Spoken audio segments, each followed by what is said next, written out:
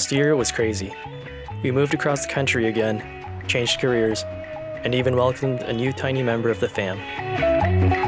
And even though moving stinks, once you get settled in and form some semblance of a routine, things simmer down and you're finally able to go for a ride through the woods. After some routine maintenance, of course. My favorite bikes usually have two specific things, a dropper post and a dynamo. I love them, and all my bikes have at least one if not both. You may ask, don't I feel the resistance in my front wheel? Aren't dropper posts heavy? Doesn't the hub drag get you down? The answers are simple. Yes, worth it, and get real. Like all things you or me or anybody might care about, they need service and repair every now and then. Follow along as I fix some damaged dynamo wiring and drill a hole in my titanium cargo bike to clean up the dropper post routing.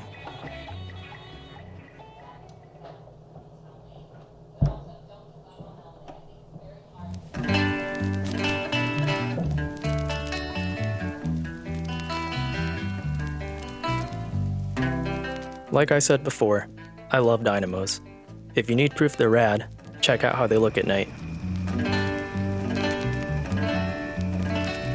Anyway, looks like the original wiring I used 3 years ago finally gave out. So I snipped off the old wire, grabbed my soldering iron and shrink wrap, and got to work. You gotta always make sure you have a super stable soldering surface. I recommend not a cargo bike platform. Don't forget to sleeve your shrinky dink before you start soldering. It doesn't need to be perfect, just make sure your solder gets in the little cable cracks. Before you start a project like this, make sure your past self didn't already solder a length of dyno wire planning for this eventuality. My friend Emery showed me how to use this E-tube sheeting to tidy up my wiring. It's nice because it's easy to slide out for future maintenance when needed. Gonna reinforce this round with extra shrinky dink and call it good.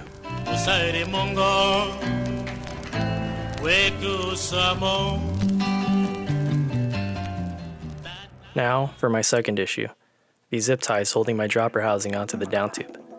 They've been bugging me since day one and were overdue for a more permanent reroute. I had previously drilled a hole in my seat tube when I first set up the bike for the internally routed dropper, and now was back to finish the job. I started by punching a starting hole for my carbide tipped bit to bite. Then slowly and steadily, with plenty of cutting fluid, started drilling. The key here is low torque and liberal amounts of cutting fluid. I've drilled plenty of steel bikes for many reasons, and if you have too, it's not much different as long as you take your time.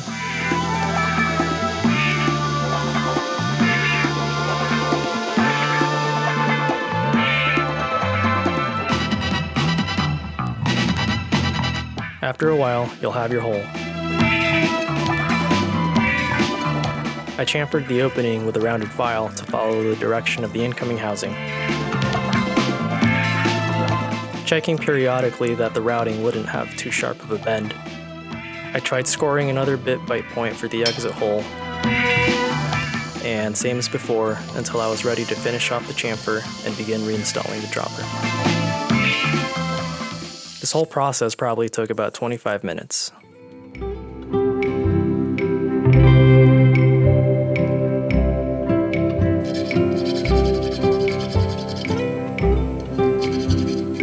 Don't forget to eyeball your holes and make sure they're actually aligned even though you know you measured. If you didn't already know, dropper posts rule for trail riding, and I like the benefits for my commuter bikes too. This is a bike yoke dropper. It gives me 80 millimeters of my seat getting the heck out of the way when I want to do something stupid on my bike. They're a little particular to install and service, but well worth the setup and cost. Now, even though it's not for everyone or every bike, internal routing can really clean up a bike's appearance. It can also be tricky, but I recommend either magnets or using a road brake cable to guide through the tube in question and hopefully see it pop out the other end. This is always super satisfying, and actually why God invented instant replay. I'm joking. I don't know if God is real, but this feeling makes me consider it. I'm I'm joking again. I'm an existentialist through and through, baby. Another option is to pay your local bike shop person to do this kind of stuff for you. Hopefully they're good and cool. After torquing everything down to spec and making sure it felt good, the only thing left was to go stare at it, then ride the fuck out of it.